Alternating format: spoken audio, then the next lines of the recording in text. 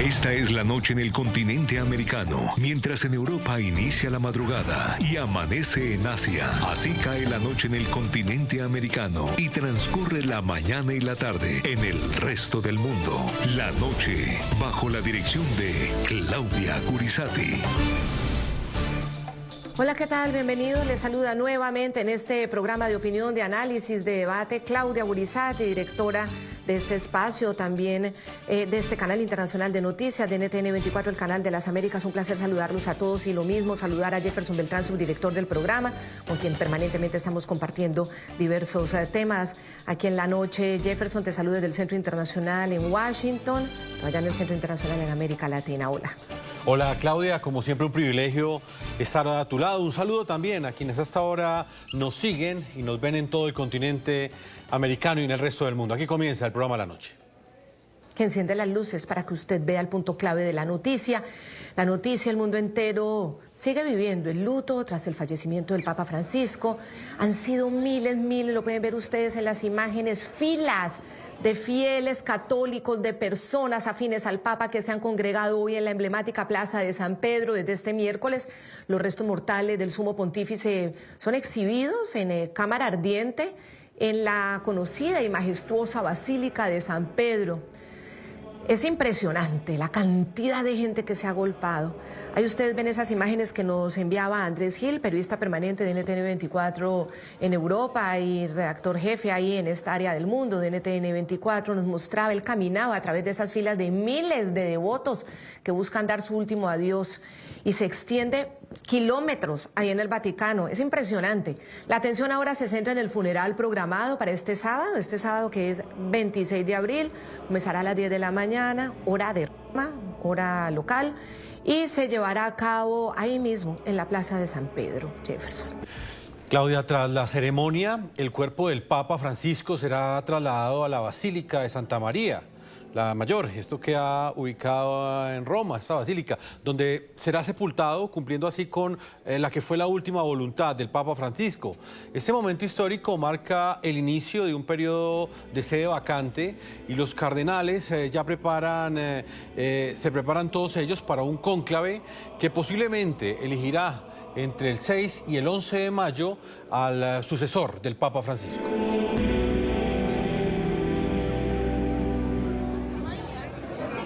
Para ingresar a la Basílica a darle el reconocimiento al Papa Francisco. Es impresionante lo que estamos viviendo. Es posible que el Vaticano registre una afluencia mayor a la que tuvieron durante el año 2005, cuando murió el Papa Juan Pablo II. Ahí estábamos viendo esas imágenes impactantes de kilómetros y kilómetros de personas haciendo una fila. Ustedes lo veían de Andrés Gil, que caminaba y bueno, no se le acababa el camino de la cantidad de gente que se ha reunido para despedirse del Papa Francisco. El punto clave de la noticia es que al mismo tiempo y en medio, pues obviamente, del dolor, de la tristeza que genera en el mundo católico y en las personas afines a una figura como el Papa, este fallecimiento, también siguen presentes los debates y análisis sobre su estilo, su legado, sus actuaciones, sus pronunciamientos, la orientación política que tuvo, no solo como sumo pontífice, sino también como jefe de Estado del Vaticano, como líder mundial, incluso de los líderes pues, más destacados a nivel mundial. Si nos ponemos a pensar, no hay un solo líder en el mundo que genere lo que genera este momento, cuando fallece un sumo pontífice y la expectativa de un cónclave que sigue de todas maneras tradiciones milenarias, esa forma, esas fumatas, y el mundo entero está encima de esto. Es increíble cómo el Papa es una figura que sigue conmoviendo profundamente a la humanidad donde quiera que esté. Hoy vamos a seguir revisando y haciendo análisis, debate de esas posturas que tuvo el Papa Francisco, como todos las han tenido posturas políticas claras, han tenido posiciones ideológicas también de acuerdo a sus momentos históricos y centrar obviamente en eso en este momento. Obviamente a nosotros que nos toca en América Latina, el primer Papa latinoamericano, por supuesto, ¿cuál fue esa relación de nuestros países con los gobernantes de nuestros países y con los dictadores de esta región que últimamente pues está muy golpeada por dictaduras que tienen narrativas de izquierda? Si lo son, ya es otro debate, pero que tienen esas narrativas.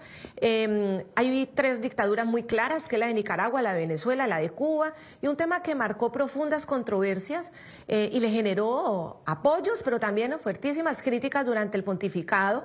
Para muchos el Papa Francisco mantuvo un enfoque tibio, demasiado diplomático, evitando siempre condenas directas contra quienes habían sido producto de una democracia, a pesar de que políticamente tuvieran obviamente críticas válidas, pero diferente frente a quienes decidieron usar la mano dura y la represión, es decir, convertirse en autoritarios, en dictadores y bueno, en personajes que han traído mucho daño a la región. Vamos a ver.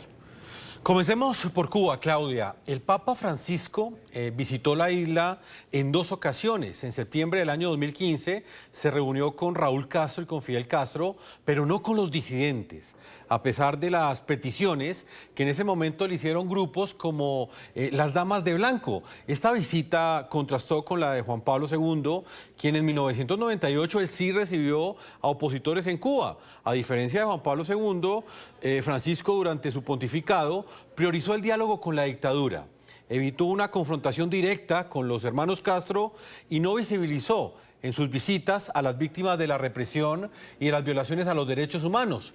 Es importante, Claudia, recordar también cómo durante ese viaje Francisco expresó su respeto por Fidel Castro. El problema del bloqueo es parte de las negociaciones. Es público esto, ¿no es cierto? Ambos presidentes se han referido a eso. O sea que es una cosa pública que va en camino en camino de las buenas relaciones que se están buscando, ¿no? Respecto a la postura de la Santa Sede, respecto a los bloqueos, papas anteriores han hablado de eso, no solo de este, de otros casos de bloqueo.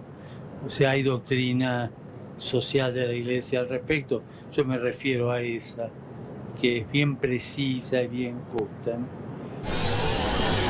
Es un signo de la victoria de la cultura del encuentro, del diálogo, del sistema del acrecentamiento universal por sobre el sistema muerto para siempre de dinastía y de grupos, decía José Martí.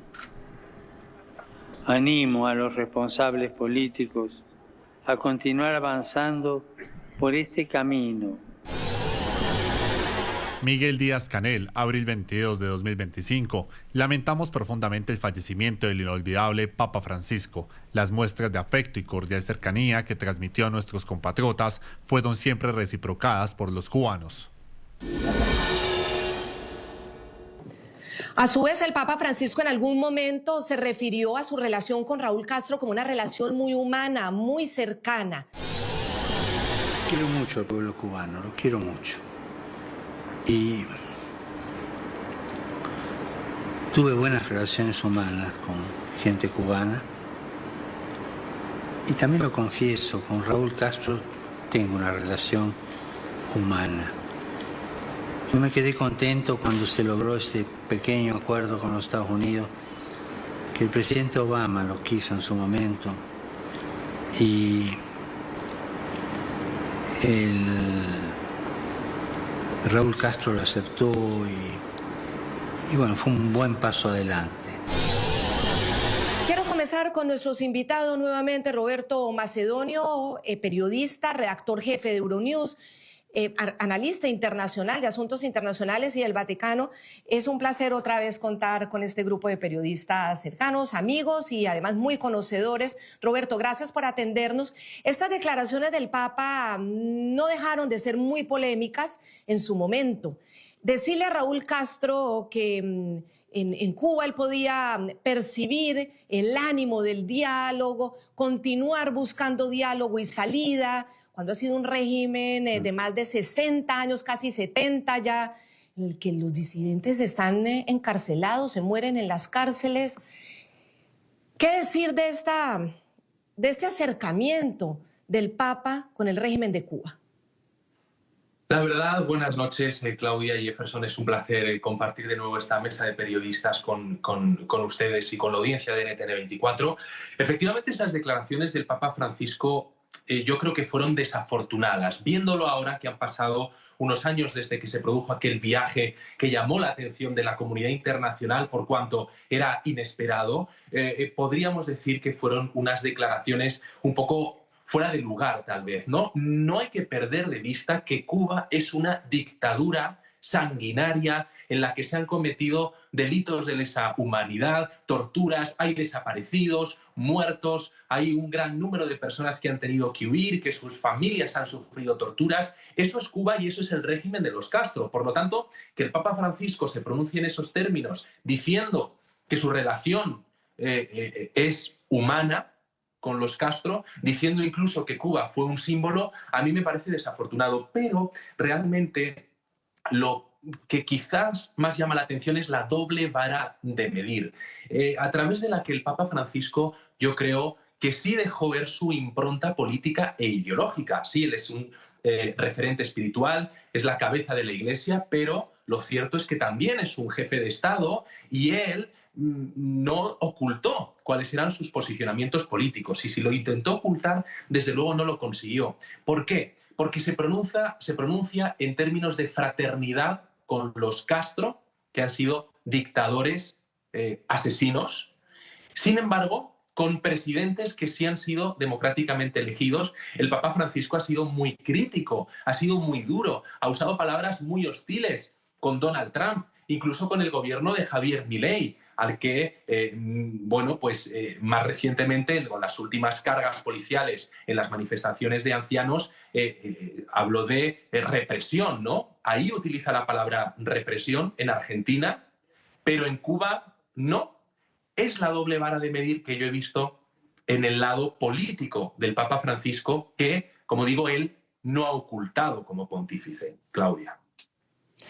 Sí, no, y lo vamos a ver, ahora vamos a ver otras declaraciones frente a otros gobiernos, todavía no hemos llegado ahí y pones el punto clave de la noticia, que es muy importante. Yo me voy ahora con Juan Manuel Ruiz, el director de Radio Red Colombia, de RCN Radio, una cadena muy importante en Colombia, internacionalista, también expertos en el Vaticano. De ayer hablábamos como abrebocas a este tema sobre esa diplomacia que intentó hacer el Papa Francisco.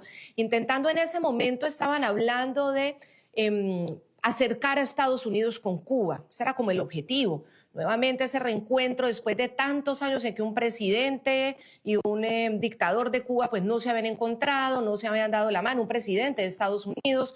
Y luego, obviamente, toda esta política de poder acercar a Cuba hacia la democracia. Entonces, en ese intento diplomático, ¿cómo explica Juan Manuel el hecho de que todo siguió igual, finalmente?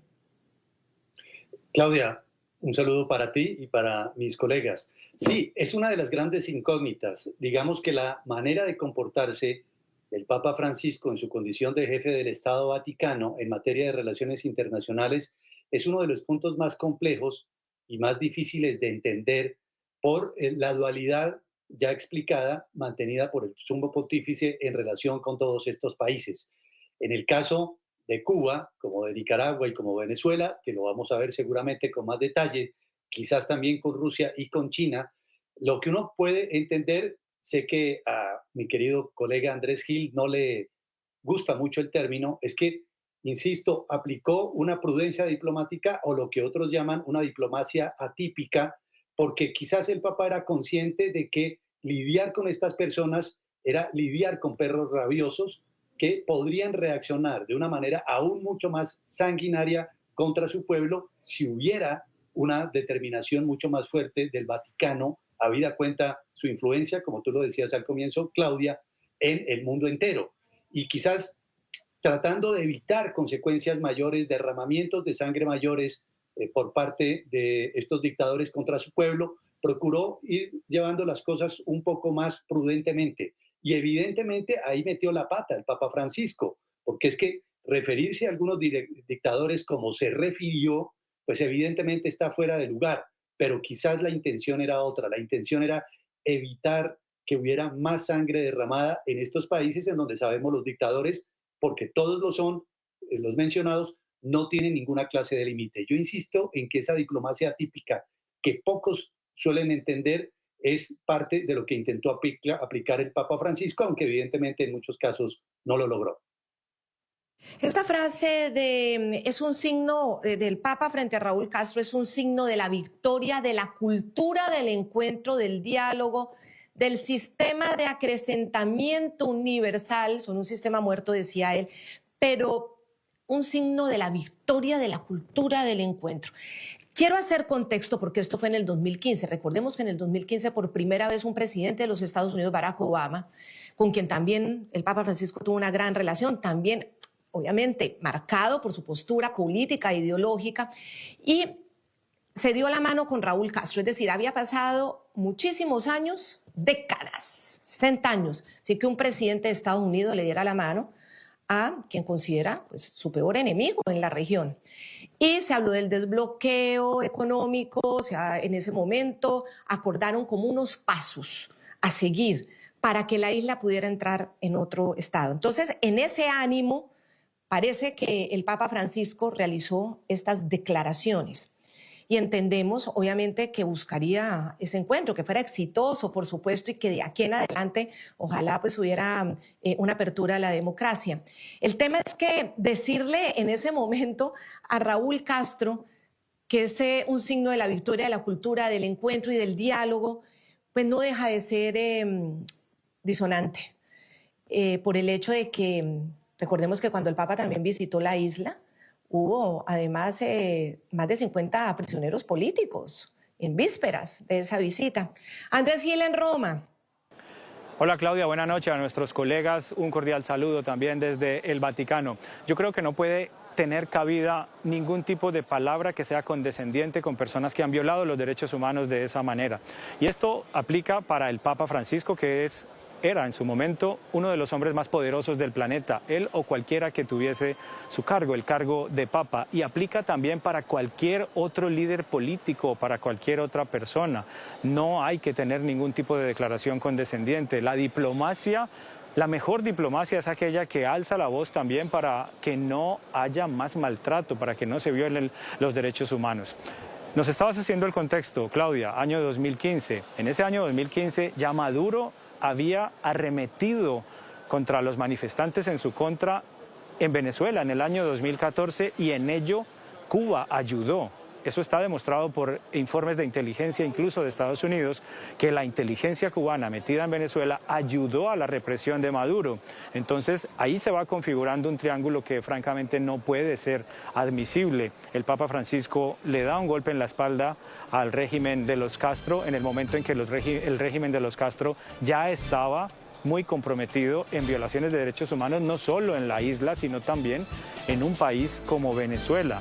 Ya había empezado la represión de Maduro para entonces. Es complicado asimilar este tipo de cosas y aceptar que la diplomacia tenga que guardar esos silencios para supuestamente evitar más víctimas, pero las víctimas ya estaban ahí causadas. Claudia.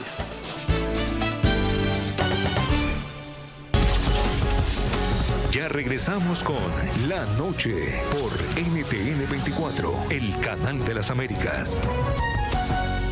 Porque también queremos analizar la postura que tuvo el Papa frente a otra dictadura, la de Nicaragua, porque tiene una especial connotación. La dictadura de Nicaragua, ese binomio Rosario Murillo y Daniel Ortega han perseguido de manera profunda a la curia, no solamente a los jerarcas de la Iglesia Católica, sino a quien es un religioso que ofrece sus servicios. El régimen de Daniel Ortega atacó brutalmente a la Iglesia Católica. Recordemos que cerró 3.500 organizaciones religiosas, prohibiendo misas, prohibió procesiones de Semana Santa, confiscó iglesias, expulsó a 75 sacerdotes. Todos estos datos de Human Rights Watch.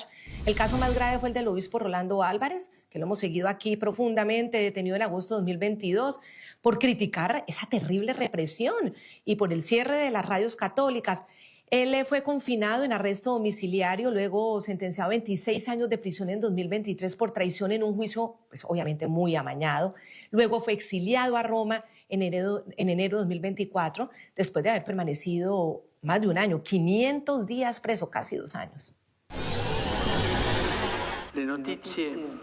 Las noticias que llegan de Nicaragua me han entristecido.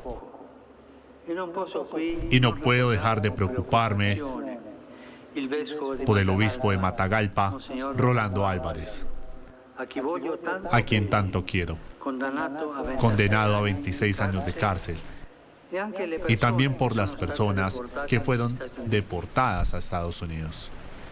Rezo por ellos y por todos los que sufren en ese querido país. Yo ahí, con mucho respeto, no me queda otra que pensar en un desequilibrio de la persona que dirige. Ahí tenemos un obispo preso, un hombre muy serio, muy capaz, porque quiso dar su testimonio y no aceptó el exilio. Es una cosa que es fuera de lo que estamos viviendo, es como si fuera a traer de dictaduras del 17, comunistas o hitlerianas del 35, traerlas aquí las mismas, ¿no? Es un tipo de dictaduras groseras, o para usar una distinción linda argentina, guarangas. Bueno, el Papa no lo llama dictador, le dice desequilibrado, pero en ningún momento utiliza este término que de alguna manera define a Daniel Ortega y las prácticas que ha ejecutado en contra de sus opositores. Roberto Macedonio, ¿usted cómo interpreta esta postura particular que tuvo el Papa Francisco frente al tema de Nicaragua? Estamos hablando de un contexto bien especial, porque allí hubo una persecución muy fuerte en contra de la Iglesia Católica, que ya explicó muy bien Claudia, y que al parecer esa prudencia diplomática del Papa tenía como respuesta el cerramiento de espacios eclesiásticos en Nicaragua, la persecución de sacerdotes. ¿No funcionó esa diplomacia del Papa en ese contexto en particular? No funcionó, yo creo que está claro que no funcionó, Jefferson, y usted ha recalcado una palabra que hemos escuchado utilizar al Papa Francisco, y es desequilibrio, desequilibrado. El desequilibrio lo comete una persona que está desequilibrada y, por lo tanto, que no sabe lo que hace, ¿no? Bueno, en el régimen de Daniel Ortega, todo el mundo sabe lo que se está haciendo. Él sabe perfectamente, es conocedor e impulsor de esa persecución a los religiosos. Vayamos a los datos, porque el Papa Francisco decía, hay un obispo detenido, había un obispo detenido, y en total 75 religiosos, como habéis comentado, en el año 2024. Pero a mí me gustaría mencionar también el atentado mortal, sangriento de 2018 en la Iglesia de la Divina Misericordia, en la que murieron estudiantes que estaban acudiendo a una misa. En esa iglesia se comete un atentado, mueren fieles, detienen religiosos y hay un silencio sepulcral de la Iglesia Católica. Voy a recurrir al refranero, el que calla otorga, se dice en España, ¿no? El silencio es una respuesta. Y no es que estén atacando a un movimiento político, a una parte de la población ajena, digamos, a la Iglesia, sino que en este caso están atacando al corazón de la Iglesia, y el sumo pontífice estaba guardando un silencio atroz. En la cuestión de la diplomacia, si ese silencio es diplomático o no lo es, a mí me gustaría recurrir al pasado, a la historia, y a Juan Pablo II, y a la diplomacia de Juan Pablo II. En 1978, Juan Pablo II evita lo que pudo ser una guerra entre Chile y Argentina por el canal de Beagle, en el sur de ambos países. Ese canal que comparten actualmente los dos, se generaron una serie de tensiones entre Chile y Argentina. Y ahí Juan Pablo II interviene. Eso fue diplomática, eso fue diplomacia, intervenir, llamar, hablar con los gobiernos, ¿no? Claro, la diplomacia, si esto es diplomacia, ha cambiado radicalmente en las últimas décadas, porque hemos venido de una diplomacia eclesiástica con una gran influencia mundial a, con todo el respeto, una diplomacia del silencio que no ha obtenido nada, ni en Venezuela, ni en Cuba, ni en Nicaragua, ni en, vayamos al presente más actual, Rusia y Ucrania. Creo que a eso no le podemos llamar diplomacia porque sus efectos no están. Juan Manuel, hay otro hecho que referenciábamos anteriormente y tiene que ver con Monseñor Rolando Álvarez. Él finalmente es exiliado en el Vaticano, pero ese exilio se da también en medio de esa prudencia por parte del Papa Francisco, de esa prudencia diplomática de la que usted hablaba. Pero también llamó la atención que este monseñor jamás tuvo la oportunidad de tener la libertad de seguirse expresando en contra de la dictadura tal y como lo hacía desde el púlpito en Nicaragua. ¿Usted cómo interpreta eso que sucedió? Finalmente terminó silenciado este líder de la Iglesia Católica de Nicaragua. Sí, es que yo insisto en un punto, apreciado Jefferson, y es que lidiar con esta clase de sátrapas es muy complejo.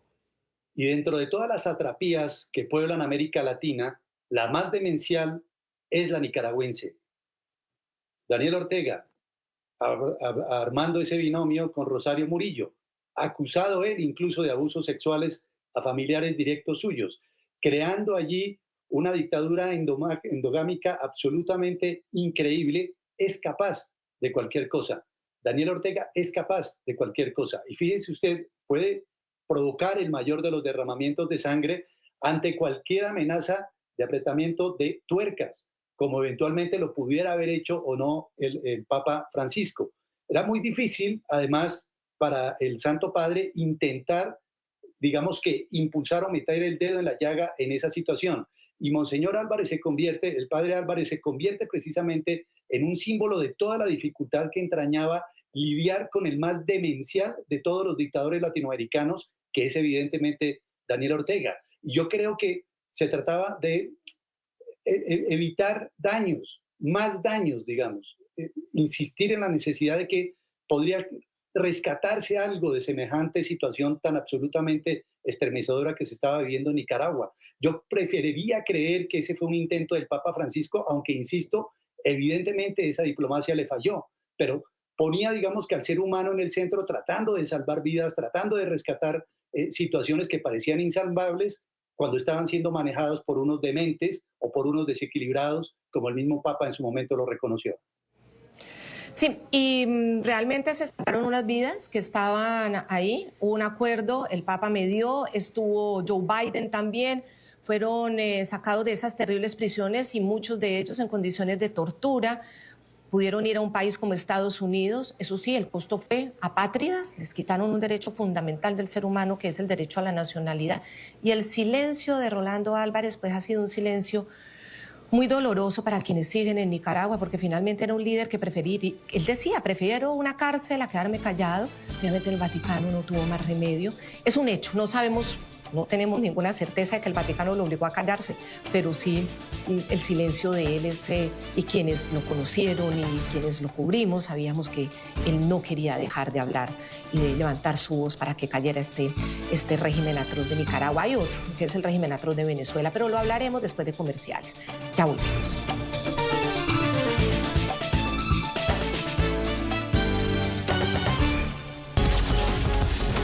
Ya regresamos con La Noche por NTN 24, el canal de las Américas. Continuamos en este programa La Noche analizando la postura que tuvo el Papa Francisco frente a diferentes dictaduras del continente americano.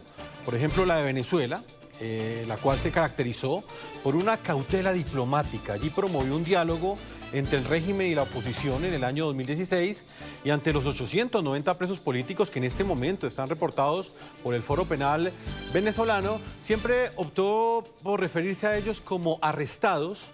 Y también cuando hablaba de la crisis humanitaria que sufre Venezuela, evitó señalar directamente al régimen de Nicolás Maduro y a sus responsables. Incluso en enero de este año, su llamado al respeto de los derechos humanos y el fin de la violencia omitió en ese instante la identificación de quiénes eran los responsables. En este caso, Nicolás Maduro y los diferentes líderes de la revolución, de la dictadura venezolana. Expreso esta preocupación por Venezuela, que atraviesa una situación crítica. Hago un sentido de llamamiento a todas las partes para que busquen la verdad y actúen con moderación. Eviten todo tipo de violencia. Resuelvan las controversias mediante el diálogo. Tengan en el corazón el verdadero bien del pueblo y no los intereses creados. El Papa es un ejemplo porque fija posiciones de justicia para la humanidad. Así que, ¿qué nos queda a nosotros? Desear que el doctor José Gregorio Hernández esté a su lado y lo ayude en esta batalla que está dando por su salud y por seguir viviendo para seguir aportando a la humanidad. Sí, durante además el papado de Francisco, para los venezolanos hubo dos canonizaciones de símbolos muy importantes. Eso, por supuesto, a los venezolanos les gustó, pero el otro tema es es el tema del Papa llamando a las partes como si estuvieran en igualdad de condiciones, llamando a un diálogo a esas partes y sobre todo pidiéndole moderación a ambas partes. Él pedía moderación, pero frente a esto también pues ha llamado mucho la atención cómo tras los asesinatos en plena calle, en las protestas del 2014, jóvenes que murieron asesinados, luego en el 2017 recordamos a aquel joven que salía a tocar con su violín en medio de esas protestas, también recibió un disparo en la cabeza y fue asesinado. Todos los líderes políticos de oposición que no han transado con él, en el caso de las últimas elecciones están pues todos presos, todos detenidos. El Papa se refería a los derechos humanos de los detenidos, pero nunca hablaba de los presos políticos. Y antes de darle la palabra, mientras llamaba a la moderación de las partes en Venezuela, recordemos que el régimen es absolutamente represor. Recordemos que incluso se llevan a niños menores de edad, están armados, salen a la calle, reprimen todos los políticos disidentes en la calle. Los llamaba a la moderación, a las partes, los consideraba pues, el eterno debate. Las partes se le puede llamar a quien está en las mismas condiciones.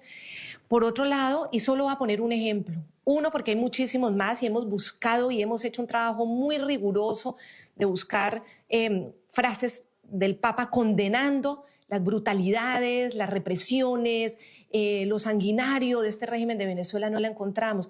Pero quiero que ustedes vean la reacción cuando hubo una protesta en Argentina. La fuerza pública usó gas pimienta. Puede ser criticable o no, por supuesto. Milei puede ser una persona que quiera y traiga personas que lo adulen, pero también tiene críticos y todo esto es muy válido. Pero ahí el Papa sí miren el tono en el que ya se refirió a no asesinatos, a usar gas pimienta, a dispersar una manifestación. Ahí se usó unos términos muy concretos. Una represión, un filmado de una represión. No sé, una semana, un poco menos quizás.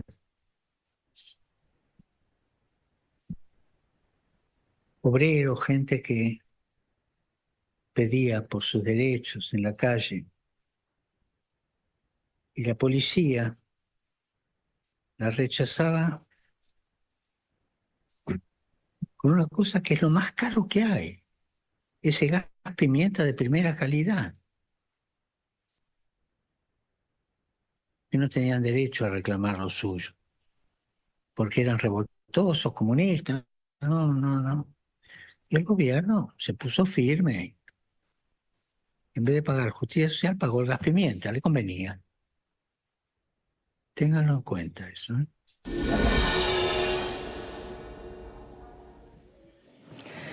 Bueno, hoy estamos analizando al Papa político, al Papa líder político, y no deja de ser un hecho esta contradicción. Es decir, la represión por una dispersión de una manifestación, la represión nunca fue un término usado ni para Venezuela, ni para Cuba, ni para Nicaragua, donde la represión pues, provoca muertes. Preocupado por el costo del gas pimienta, cuánto valen las armas de estos represores que asesinan gente, no, eso nunca le escuchamos la preocupación por ese costo de esa guerra. Entonces, aquí es cuando uno dice, ¿por qué pasaría? Roberto, esto es un tema ya del hombre, del hombre ideologizado, del hombre que creció en el peronismo. ¿Cómo entender esto ya más allá de la figura papal? ¿Cómo entender esto? Porque a mí yo tengo esa sensación de que aquí sí hubo una ideología que le permitía estas expresiones tan distintas para, digamos, bandos ideológicos diferentes? Es que, Claudia, es lo único que lo explica. Lo único que lo explica es que él esté dejándose llevar por su ideología política, que la puede tener y está muy bien. Como persona todos tenemos nuestra ideología, pero yo creo que en un cargo como ese hay que dejarla de lado. O por lo menos no ser tan evidente cuando sobre todo estás condenando a gobiernos democráticos y no a regímenes totalitarios y dictatoriales. No puedes emplear la palabra detención en Venezuela y la palabra represión en Argentina. Es el mundo al revés usar ese lenguaje que usó el Papa Francisco. No puedes hablar de moderación de las partes en el caso de Venezuela. ¿Qué partes? No hay dos partes en igualdad de condiciones. Hay un gobierno totalitario, poderoso y represor, y hay un movimiento democrático absolutamente reprimido y hostigado. No son dos partes iguales. Por lo tanto, el lenguaje del Papa en ese sentido es realmente doloroso para un católico, ¿no? Escucharlo, para un católico como yo, en este caso. Pero además, Claudia, hay que decir que en Venezuela ha habido una represión también eclesiástica, no como la de Nicaragua, pero hubo una modificación de la Dirección General de Justicia y Culto que ha permitido al chavismo ejercer persecución también hacia clérigos. Y hay denuncias y reportes de hostigamiento a religiosos en Venezuela. Y tampoco ha habido pronunciamientos, por supuesto, en el tono que lo hubo en Argentina. Y fíjense, a mí me habría gustado preguntarle al Papa Francisco o al secretario de Estado Vaticano, el Monseñor Parolín, que además vivió en Venezuela y conoce muy bien ese país, que alguien nos explique por qué el Papa Francisco, cuando fue a Cuba, no recibió a las damas de blanco, las madres de las víctimas de los Castro, y sin embargo sí ha recibido a las madres del 2 de mayo, a las madres de las víctimas de la dictadura argentina de Videla. ¿Por qué en una dictadura de izquierdas comunista no atiende a las víctimas y en una dictadura de derecha sí las atiende? ¿Por qué esa doble vara de medir? Es la pregunta que, bueno, en la que estamos girando esta noche, porque realmente, Claudia, yo creo que no tiene explicación y que la razón solamente la sabría dar el Papa Francisco. Lo único que yo puedo hallar ahí es un trasfondo ideológico evidenciado en sus acciones como pontífice. Andrés, ¿cuál es su opinión? ¿Cuál es la explicación de este doble rasero? ¿Por qué esta disparidad? Condenar con vehemencia la represión en Argentina, pero no utilizar ni siquiera los mismos términos ante lo que ha hecho en términos de violaciones a los derechos humanos la dictadura de Venezuela. Jeffer, la pregunta nos la hemos hecho, es difícil encontrar la respuesta, pero creo que entre todos ya la estamos empezando a confeccionar. Hay que tener en cuenta que desde el punto de vista de los preceptos, desde el punto de vista de la norma canónica, el Papa, cualquiera sea el Papa, no tiene postura política o no debería tenerla. Sin embargo, yo creo que sí la hay en este caso por parte del Papa Francisco. Yo creo que incluso en sus actuaciones pastorales es un Papa que tenía alguna afinidad por aquel sector que en la política le llaman el progresismo, por decirlo de alguna manera. Y es un Papa que además lo hace informado, muy informado, porque en el caso de Venezuela, ya Roberto estaba un poco insinuándolo, en el caso de Venezuela el Papa Francisco tenía tan clara la información como que su secretario de Estado, el cardenal Parolín, había sido hasta antes de que llegara el Papa nuncio apostólico en Caracas, conocía perfectamente qué era lo que estaba sucediendo allí con el régimen de Chávez y con el régimen de Nicolás Maduro. Informado, por supuesto, un Papa que estaba muy preocupado por la migración. Válido, desde luego válido, preocupado por la migración, sobre todo la del Mediterráneo, que si a mí no me falla la memoria, en el caso de España, que recibe mucha migración mediterránea, los casos llegan a ser de alrededor de 60.000 personas al año. Son cifras más o menos extraoficiales y además difíciles de contabilizar. 60.000 personas al año llegan a España a través del Mediterráneo. Venezuela expulsó en 8 o 10 años a 8 millones de personas por cuenta de un régimen como el de Nicolás Maduro. Yo creo que sí hay aquí una tendencia política, aunque al Papa no debería ponérsele algún calificativo político, pero la hay, ideológica, su preferencia, en fin. Yo creo que él sí tenía unas posturas un poco más progresistas que conservadoras. No, y además es que usted mismo lo decía ayer, Pío XII no dijo nada frente al nazismo, tenía también o precauciones o tendencias también del momento, de la época.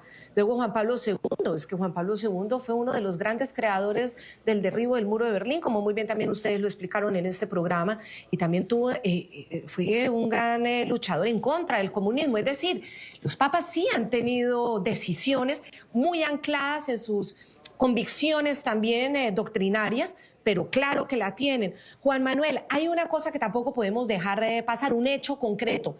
La Iglesia Católica en Venezuela siempre le pidió al Papa, siempre le dijo que buscara una negociación con el régimen.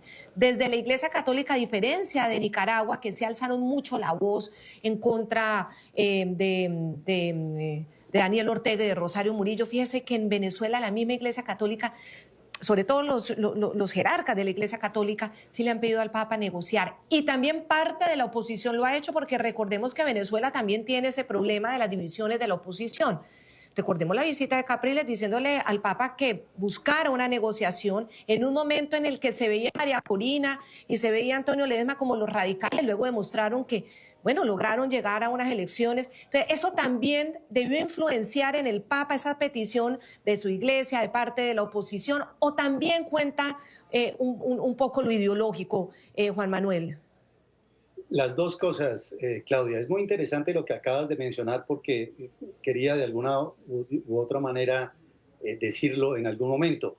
Y hay que entender que este hombre, el Papa Francisco, tan importante sobre la tierra, el sumo pontífice, cualquiera que él sea, tiene obviamente mucha responsabilidad en el momento de pronunciarse sobre distintos fenómenos en distintos lugares del mundo, y para ello acude a sus asesores. Venezuela ha sido una papa caliente para los papas desde el momento en que subió allí el mal llamado socialismo del siglo XXI. Fíjense ustedes que en su momento Juan Pablo II alcanzó a verse o a cruzarse 2 veces con Chávez, Benedicto XVI se alcanzó a reunir con Chávez, el Papa Francisco se reunió 2 veces con Maduro, pero era evidente que el Papa Francisco estaba recibiendo información directamente de Caracas. Y es muy clave lo que Andrés mencionó ahora, cuando recordaba que el cardenal Parolin estuvo mucho tiempo en Caracas y de una u otra manera tuvo acercamientos con el régimen buscando que hubiera ese diálogo y que hubiera esa negociación. Porque una vez es Chávez, o unas veces Maduro, o otras veces el Diosdado Cabello, amanecían católicos, apostólicos y romanos, y al otro día, dependiendo de las cosas que ocurrieran y que cómo se moviera la iglesia, entonces los llamaban absolutamente en los peores términos. Recuerden que en algún momento Chávez conminó a Benedicto XVI a que le pidiera perdón a América Latina por lo que había dicho en Brasil. En fin, es una de las papas calientes más difíciles que ha tenido siempre el Vaticano, y aquí se pueden combinar los dos elementos que tú mencionabas. Por una parte, pues un papa que evidentemente era mucho más progresista que tradicionalista, por decirlo así, y por otra parte, una iglesia católica venezolana que en parte podría estar muy esperanzada en la posibilidad de un diálogo, lo que podría hacer parecer que se estaba plegando en parte o arrodillando en parte ante las cosas que hacía el régimen. Es una de las cosas más difíciles de comprender y una de las dificultades más difíciles también, de las dificultades más insospechadas que hay en materia diplomática internacional de gestionar, como lo que ocurre actualmente en Venezuela. Yo creo que por ahí es la situación. Sí, los papas tienen postura, los papas logran efectos en el mundo muy importantes. Lastimosamente, el Papa Francisco no lo logró ni lo de Venezuela. Bueno, esto de la región sigue. Bueno, la esperanza nunca se pierde, por supuesto, y la esperanza la volvimos a tener todos hace un año con las elecciones del 28 de julio, y bueno, esto también terminó en nada. A todos los feligreses, a quienes han seguido todos estos días esta transmisión, perdón por traer estos temas más terrenales, pero son temas terrenales, pero de mucho impacto para mucha gente, de mucho impacto además profundo, son las vidas, son el bienestar son los derechos básicos, así que pues nos permitimos esta licencia también de hacer desde lo periodístico y del análisis político estas repercusiones, y tristemente no podemos en este momento mostrar un hecho concreto que se haya podido haber decidido desde el Vaticano y haber encontrado la solución desde el Vaticano. En esta ocasión fue, no sé si le faltó tiempo, a Bergoglio murió antes, no alcanzó, o también esas mismas posturas ideológicas le impidieron buscar otra vía diferente, no lo sabemos. Lo cierto es que hubiera sido genial para cualquiera de los que estamos aquí haberlo podido tener al frente, ¿cierto? Y haberle podido hacer las preguntas. Hubiéramos querido, todos los que estamos aquí, que somos periodistas. Lastimosamente, pues no es fácil acceder a un papa. Muchísimas gracias a los tres, muchísimas gracias a los tres colegas que queremos y valoramos muchísimo. Gracias a ti, Jefferson, también, y a todos nuestros televidentes. La noche seguirá encendiendo las luces para que usted vea el punto clave de la noticia. Buenas noches, Jefferson. Buenas noches, Claudia, para ti, por supuesto, para Roberto, Juan Manuel y Andrés.